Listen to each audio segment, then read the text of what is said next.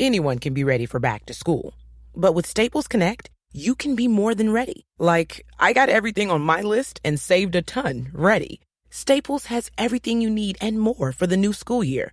Just visit your nearest Staples store or go to staplesconnect.com for inspiration. Be the candidate investment firms are looking to hire. Become a CFA charter holder. Stand out for having the skills to thrive in the competitive investment industry. Visit cfainstitute.org/learn to find out more about the Level 1 CFA exam. The recent executive orders on cybersecurity and on diversity and inclusion struck many readers as overly wordy and complex. Hard to understand, actually. My next guest ran these texts through an algorithm-based program that analyzes written text for complexity and understandability. Joining me with what it showed, the CEO of Visible Thread, Fergal McGovern. Mr. McGovern, good to have you back. Hey, great to be here, Tom. And just briefly describe what your technology does and how it works. Our technology uses a mechanism for analyzing text and language in documents, for instance, in this case, 2 task orders, to assess complexity measures. So, for instance, it's possible to assess whether or not a document has a certain grade level. Grade level means the number of years of education required to easily understand the document. And so, therefore, if you come out with a very high grade level, it becomes a proxy for complexity. So, in this case, if we kind of discuss some of the measures, we see that the diversity and inclusion exec order has got a grade level of 16.4, which would point to almost the idea that this is way too complex for the vast majority of the U.S. population to easily comprehend. Yeah, grade 16 then means for the United States through college. You're kind of knocking on the door of a master's degree at that point. You've got a primary degree, and you're kind of at the high end of that, depending on the nature of your initial degree. But I suppose the important takeaway is less so much the literal meaning. Okay, maybe you do have that degree, but you're putting a cognitive burden on the reader. And you'll typically find this in very legalistic documents. We've all looked at car rental agreements and whatnot. They tend to be very legalistic in tone. And this is exactly what these 2 task orders are veering towards. It's a legalistic, wordy kind of set of items and not necessarily doing a great job in communicating to the standard person. Yes, just looking at some of the detail in your analysis, if you look at paragraph 40, it has a grade level of 27.1, which I guess is postdoctorate to be able to understand. The sentence goes on and on and on and on. There must be 75, 80, 100 words in the sentence. And it's in the passive voice, lots of adverbs, which also add complexity without really adding much otherwise. And long words, long sentences, adverbs, passive voice, that all adds up to just a bad brew of English or any other language. Yeah, it's exactly that. And actually, there's very simple ways to actually avoid this kind of stuff. Using pronouns, we, you, directly addressing the audience rather than necessarily, kind of a more academic tone. Shortening sentences, that particular paragraph 40, it's got a combination of 4 extremely long sentences. The longest is 67 words long. That's longer than a New York Times lead. Yeah. So, and it's classic stuff. You find this in legal documentation a lot, where there's kind of multi-clausal sentences, different intent, valuable content, really important information, but it's not getting out. It's hard to understand. And what you get typically, particularly in government agencies, and this is a classic example, is that then people in government need to simplify this type of content. But actually, what is a shame is that you can actually nip the problem at source and actually address the issue where it starts. And that lowers the cost for government. It makes life much easier for the standard individual. And what about the argument that, well, it has to be this complex and detailed because it's legalistic and it has a legal basis, and therefore that's the only way we can make it legally precise? Because you hear this one a lot too. Yeah, it's which is a very fair argument in certain contexts, right? Precedent is really important in the legal context. But much of the content in this document, we're not saying the entire document can be short sentences and remove passive voice. There are legal precedent. I'll read some. This is in the opening page. Let me read it actually fully. As the nation's largest employer, and by the way, this is the inclusivity one. So as the nation's largest employer, the federal government must be a model for diversity, equity, inclusion, and accessibility, where all employees are treated as passive voice. We treat would be active, with dignity and respect. Accordingly, the federal government must. So accordingly is a very legally heavy word, and it's not required here. It's going to alienate the reader. And this can be easily re-articulated in a much simpler way. In fact, I had a stab at it myself. So that entire sentence is grade 18. My little rewrite got it to about a grade 11 level, which basically means it's a much simpler version of that without losing any of the meaning. There's a time and a place for precedent, but actually you can simplify a lot of content. And grade 11 would be certainly well within the norms of the federal managerial class, and people that are making policy decisions and hiring decisions are, for the most part, college educated. For sure. And the way to view it is that it's almost less so could somebody have the education level. It's how much friction do you want to introduce to the communication channel. So if a bunch of people, which no doubt is the case in these two instances, internally in the federal agencies are trying to interpret this, make simplified versions of this, the friction to translate it into a simplified view is increased. So effectively, it's costing the government dollars and time and energy. We're speaking with Fergal McGovern. He's the CEO of Visible Thread.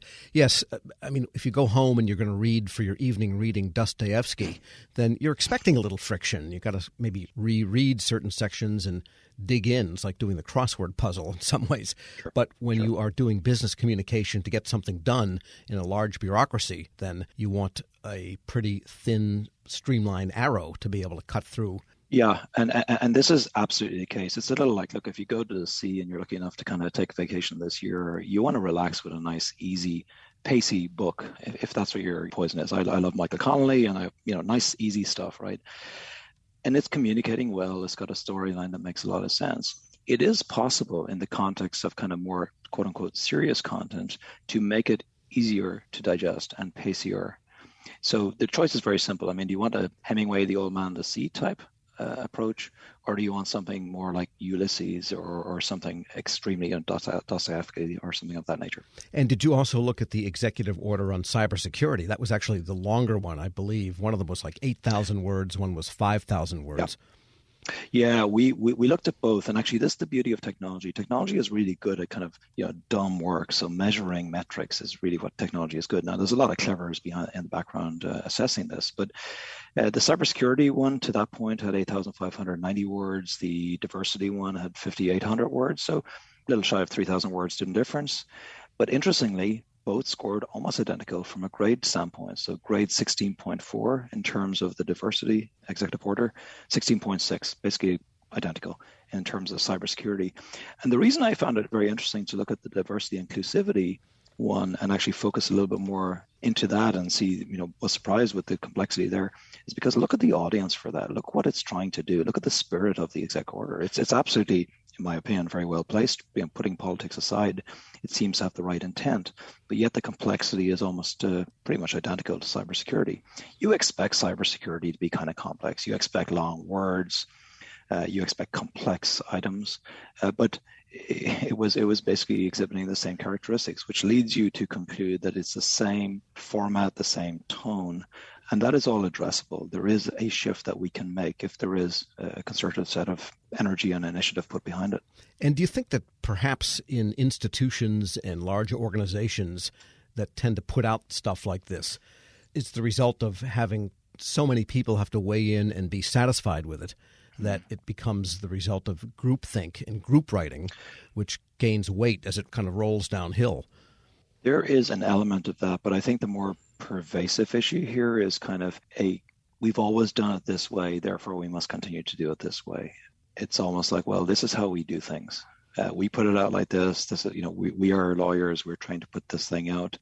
Interesting case study. We do a lot of work with the Australian government, which is obviously, a faraway place, but the lessons are very interesting. The Prime Minister's office, so effectively the equivalent of the President of the US, put in place a concerted initiative to have a transparent communication mechanism with the general public. They said, right, we are prioritizing transparent communications, and they were worried about fundamental democratic rights and principles of democracy. That was the driving force. This was about 5 years ago at this stage. They mandate that any externally facing content should be grade 8 or below. And they're doing it not necessarily to be literal on this, it's a proxy for complexity. So I think that requires behavior change. It requires a lot of retraining. It requires helping people understand why is it worthwhile making that change. And human beings are not so good at behavior change. So we find a lot, you're kind of combining technology with hand-holding, with education, Most people who are not professional writers have no idea what passive voice is. They don't know that it can be re-articulated in a more an easy to understand way. Most people don't realize the impact that a very long, complex sentence has on the reader, and they don't see it. And then when you shine a light on it and you put metrics on it, it's not an opinion, subjective view anymore. It's the metrics say this. Okay, if you choose to ignore that, fair enough. And we find that actually inculcates a lot of change. We're working with one very, very large global insurance organization who's got 6,000 users, and they're spread across the entire organizations, HR, audit, operations, back office. It's not the comms and marketing team that are using this. They are, of course, to an extent. But the problem is that in most organizations, everything is bottlenecked through a manual review process. And therefore, by actually allowing and equipping people to self-score content, that is a game changer. Now, that requires some technology, but it's behavior change as well. Yes, my advice is to go through documents, look for the verb to be in any form, and rewrite it. And exactly. Get rid of the passive voice. There are a bunch of like telltales that something is coming from a legalistic standpoint, or just not coming from an easily understandable standpoint. Fergal McGovern is CEO of Visible Thread. As always, thanks so much for joining me. Not at all, Tom. It's a pleasure. We'll post this interview along with a link to more of his analysis at federalnewsnetwork.com/Federal Drive. Hear and we hope understand the Federal Drive on your schedule. Subscribe at Podcast One or wherever you get your shows. Hello and welcome to the Lessons in Leadership podcast. I am your host, Shane Canfield, CEO of WEPA. Today I'm thrilled to be joined by Vice Admiral Cutler Dawson. Cutler has had an incredible career serving our country for 35 years in the Navy, where he attained the rank of Vice Admiral. And during his service, he had numerous assignments afloat and ashore, including Commander, 2nd Fleet, Striking Fleet Atlantic, and in Washington at the Pentagon and on Capitol Hill, where he was the Navy's Chief of Legislative Affairs. Immediately following his retirement from active duty in 2004, he became the president and CEO of Navy Federal Credit Union, the world's largest credit union, where he served for 14 years. Under his leadership, Navy Federal grew from 2 million to 8 million members. Phenomenal. Cutler, welcome and thanks for joining me. Thank you, Shane. You've had a fascinating career across both military and the private sector. Can you tell us a little bit more about your background and your professional journey? Well, I started out at the Naval Academy, where I graduated in 1970, and then, as you mentioned, spent 35 years in the Navy.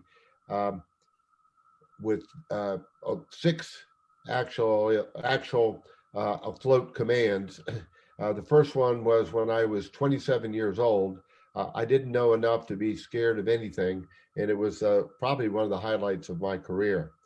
And then after I retired after 35 years, I went to work at Navy Federal Credit Union as the CEO, where I spent my next 14 years.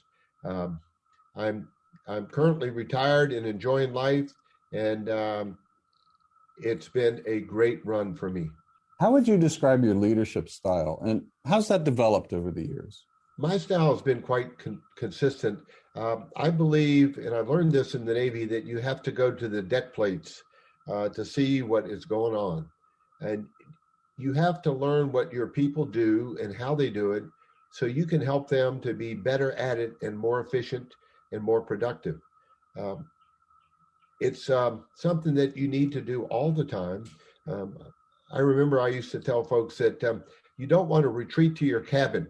And what I mean by that is the longer you're in a position, the less you think you have to get out and about. But that should be the opposite. You should get out and about more, because people change, situations change, and you've got to figure out a way to get to them and find out what they're doing and what you can do to help them. We'll talk a little bit more about your book, but I read it, From C to the C-Suite. Fantastic read. You talk about the deck plates in that as well. I would encourage everyone to get a copy of this and read some more detail about going to the deck plates. Cutler, who was the most impactful leader in your life, and what quality did you admire about them? I had numerous while I was in the Navy, but the quality that I enjoyed the most was the leaders that got to know me as an individual, and that they cared about me, and I could tell that they cared about me. And they were not only my leaders, but they were my mentors. And I remember one particular one, Bill Schiffer, when I had my first assignment at the Pentagon. I would go in to see him with my problem of the day, and I knew that he had numerous problems of his own, but he would stop and he would focus on me, and he would make me feel like I was the most important person in his world. And I tried to do that throughout my career. But really, it's about caring for your people. Cutler, in reading your book, there was a quote you used to inspire those people that work for you. And it really got my attention. And it was, you are the captain of your own ship. I wonder if you can talk a little bit about what that means and how it was useful to you and the leaders you were developing. Absolutely.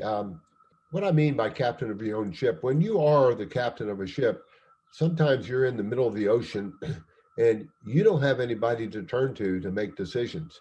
You don't have anybody to turn to ask, what should I do now? You have to be the captain of that ship. And I translated that into, let's say, Navy Federal's organization, where I would tell branch managers that I said, you are the captain of the ships of Navy Federal. You're the ones that are facing the members or customers, as others call them, every day. And you have to make decisions without a lot of guidance in some cases and without a lot of time. So be the captain of your own ship. Step up, make decisions, do what you think is right, and you never can go wrong. I think that is so important. And you have to give your people a little bit of latitude to take some risk as well, because there is risk for them in doing that and risk to your organization. That's right. And I mentioned that I took command of my first ship with 5 years in the Navy, and I was 27 years old. Well, my boss had 32 years in the Navy, and his guidance to me when I first met him was, Cutler, you do the right thing, and I'll back you up all the way. What a wonderful way to spend an assignment with backup and guidance like that. What great advice. It's clear leadership is a topic you're passionate about. You wrote the book we mentioned before, From C to C-Suite. Can you tell us a little bit about that project? Yes. When I was at Navy Federal, I would tell sea stories as parables to get my point across. And folks would tell me, Cutler, we like your stories. It gives us a picture of what you're trying to tell us. Now, what else are they going to say? They work for me, but I took it as a compliment, and it was. And my wife encouraged me to write a book, and I needed a co-author to help me. And I found a lady named Taylor Keelan, who was the perfect co-author. She turned in my stories into wonderful chapters that I'm very proud of. Where can listeners find a copy? Well, you can get it on Amazon, and you can also get it on the Naval Institute website. And I might add that any proceeds from the book, Navy Federal uses to give to charity. Fantastic. Cutler, thank you very much. Really enjoyed your time and your lessons in leadership and sharing with us your life story. And I've learned a lot, both from talking to you today and reading your book. And thank you very much for your time. It's my pleasure. And I would like to add one thing, if I could, Shane. During my assignments in Washington, D.C., I gained the utmost respect for the civilians that work here every day. They're hardworking, they're dedicated, and they have my eternal gratitude. I got to come and go from the Pentagon. They stayed every day and worked in Washington when I got to go out and enjoy being at sea. Perfect. Thank you. Yeah, WEPA serves civilian federal employees, but your comment is well taken because the interaction between the two is continuous, it's nonstop, and it's critical. So the career civil servants, as well as career military, our country would not be where it is today without them. I totally agree. And I can tell you from the U.S. Navy standpoint, we couldn't operate like we do without them being the backbone of what we do. Thank you very much for your time today, Cutler. And to everyone listening to Lessons in Leadership podcast, we'll see you next time. Lady Gang got to spend some very special time hanging out with the new Hyundai Tucson, and we can tell you it's real cute, guys. Every inch of the all-new Tucson has been completely reimagined, resulting in an SUV loaded with available innovations both inside and out. From design to technology to safety, most importantly, every aspect of the new Tucson has been approved upon. Head on over and learn more at Hyundai.com. The SUV has been completely redesigned inside and out. They've got a digital key that allows you to use your phone as a key, so you'll never be, digging in your purse again to find your keys. There's LED daytime running lights. They are hidden. They're invisible when they're not in use. And there's also a 10.25-inch full-touch infotainment screen, which is real chic. We had so much fun hanging out, and we can't wait to share more with you. So head on over and learn more at Hyundai.com. That's Hyundai.com. Anyone can be ready for back to school, but with Staples Connect, you can be more than ready. Like, I got everything from my classroom and saved a ton ready. We've got more backpacks, more pens, and more supplies than you ever thought possible. So double knot your shoes, gas up the minivan, and smear war paint on your face. Staples has everything you need and more for the new school year. Let's do this. Just visit your nearest Staples store or go to staplesconnect.com for inspiration.